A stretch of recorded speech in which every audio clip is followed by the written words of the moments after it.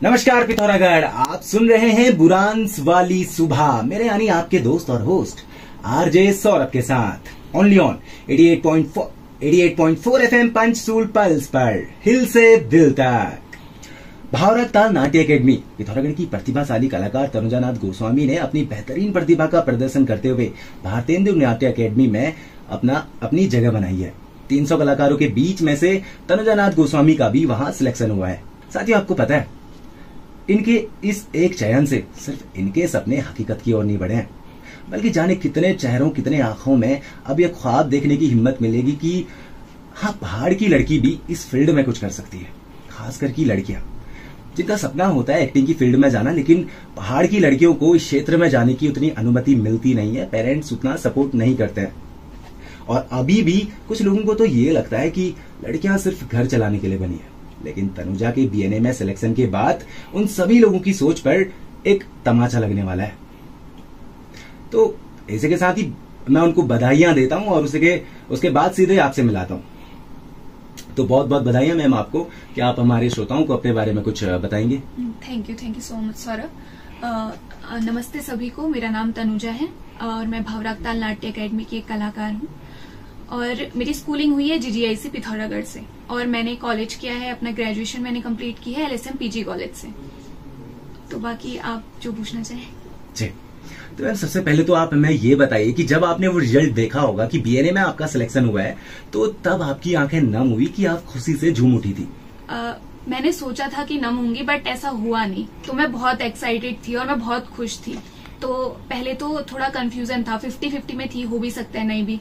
But जैसे result आया तो एक्चुअली रिजल्ट मुझे पहले मिला भी नहीं। मुझे बीएनए में जो मेरे दोस्त बने, जो ऑडिशन के लिए आए थे, उनके थ्रू मुझे पीडीएफ मिली। तो तब मैंने उसमें चेक किया तो उसमें था नाम। तो फिर बहुत खुशी हुई और फिर साथ में सबने सेलिब्रेट किया, सर को बताया, अब मेरे सीनियर्स को बताया, तो सब काफी खुश थे। तो मतलब बहुत अच्छी फीलिंग थी वो। मैम, आपके परिवार वालों की आपके इस फील्ड में क्या भूमिका रही? इसमें एक इंटरेस्टिंग चीज है कि मेरी जो जर्नी स्टार्ट हुई है थिएटर को लेके, वो मेरी मदर के थ्रू हुई है। तो हमारा ऑफिस है लंदन फोर्ट में, गोरखा किला। तो नीचे 7-8 चलता है रामलीला में, उसके ऊपर ही किला है। तो मेरी मदर गई थी वहां देखने।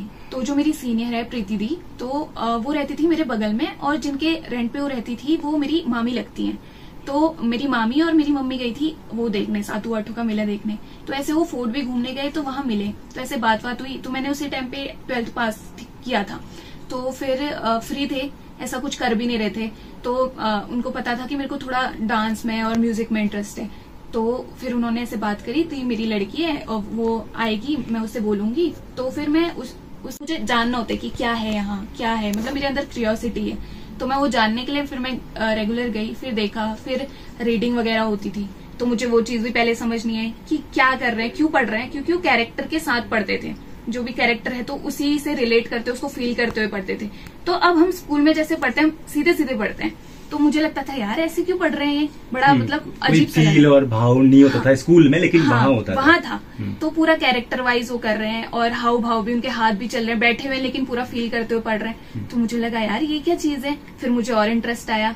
तो धीरे करते करते, सीखते सीखते 1 नाटक 2 नाटक किया। फिर ऐसे करते करते जर्नी स्टार्ट हुई और आज बीएनए तक पहुंच चुकी है।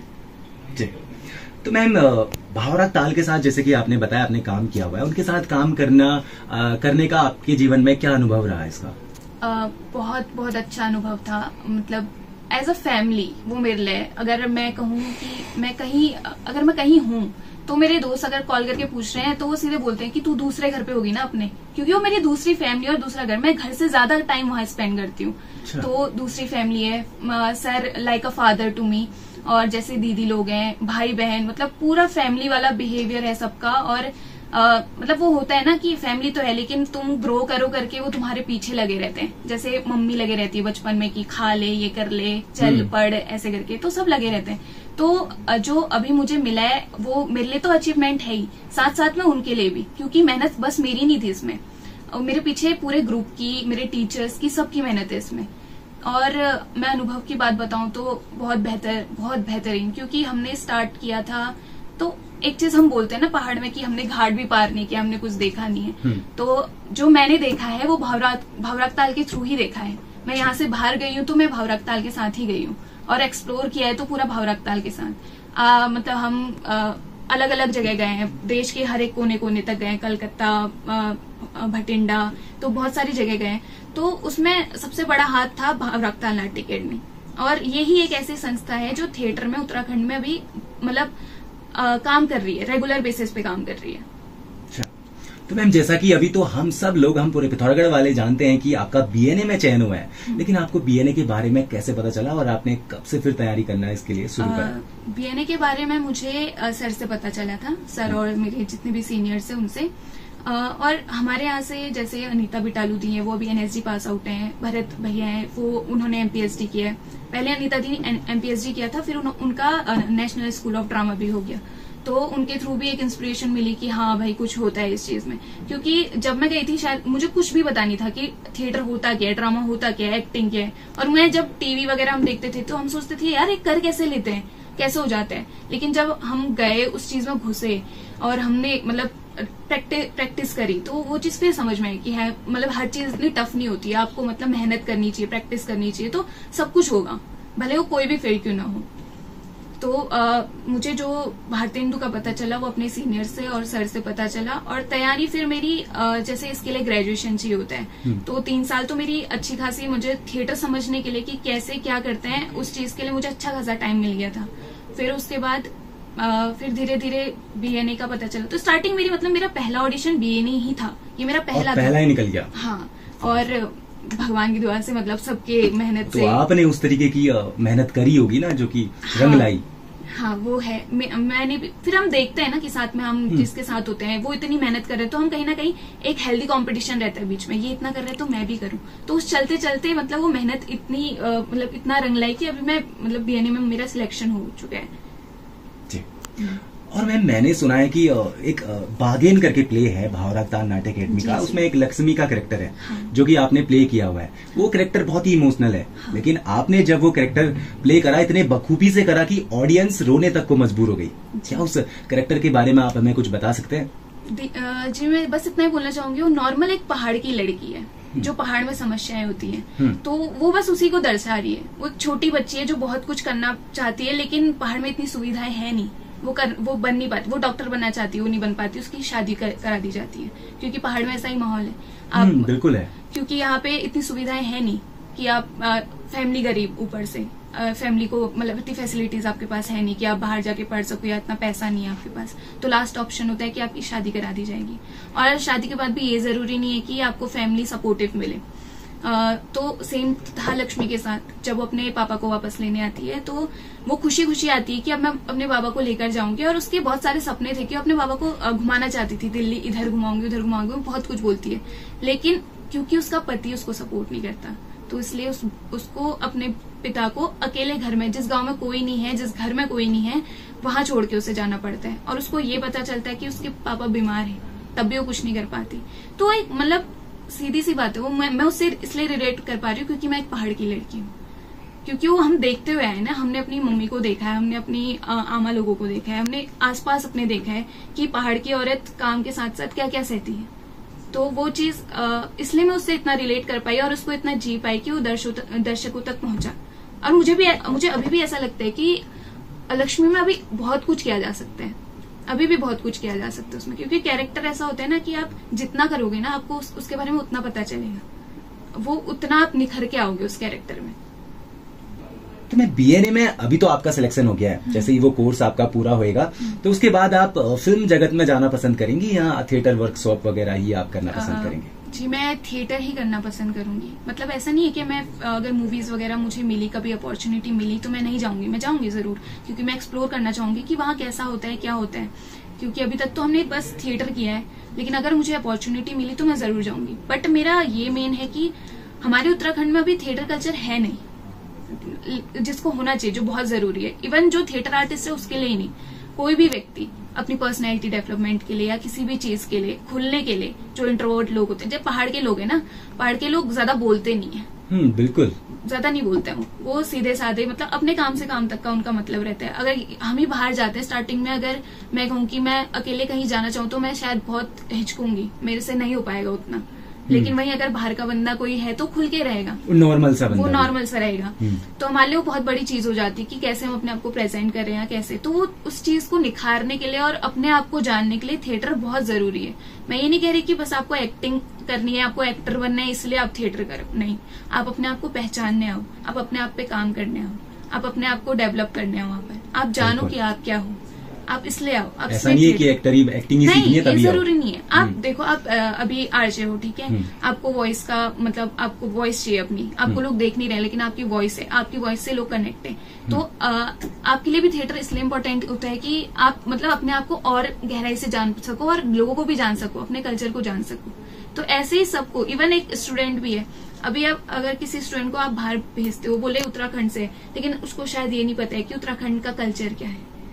कल्चर ना मिटे, कल्चर को जानने के लिए, कल्चर को आगे बढ़ाने के लिए आप भले किसी भी क्षेत्र में क्यों ना हो, आपके लिए थिएटर बहुत इंपॉर्टेंट होता है अगर आप करना चाहते हैं तो।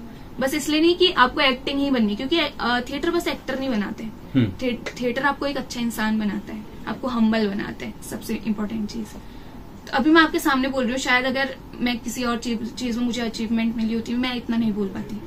मैंने सीखा भी थिएटर का ही कमाल है कि आपकी जो स्किल डेवलप हुई है या बोलने का एक जो अनुभव आपको आया है। जी।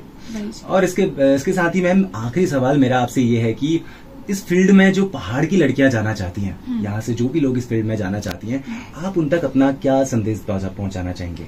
यही कि बिल्कुल जा सकती हैं आप। मतलब आप देखिए हिमानी शिवपुरी मैम गढ़वाल से हैं, बहुत बड़ा नाम है, बहुत बहुत काम किया उन्होंने, मूवीज वगैरह सब कुछ। अभी गोपी बिना जो पहाड़ में बनी हुई थी उसमें उन्होंने काम किया था। तो आप ये मत सोचिए कि आप किसी छोटे जिले से, छोटे राज्य से या छोटे गांव से उससे हैं तो आप नहीं कर पाएंगे। आप कर पाएंगे, आपके अंदर बस करने के लिए होना चाहिए कि आप करना चाहते हो, आपके अंदर लगन होनी चाहिए, आप कर सकते हो, आप कुछ भी कर सकते हो। अगर लड़की इंडियन आर्मी में जा रही है, ऑफिसर बन रही है, तो एक्टर भी बन सकती है, एक्टिंग भी कर सकती है, वो कुछ भी कर सकती है। बस उसके अंदर लगन होनी चाहिए वो चीज के लिए। जो कर रहे हो दिल से करो, मेहनत करो और बाहर आओ। सबसे मेन चीज, कदम बाहर निकालो।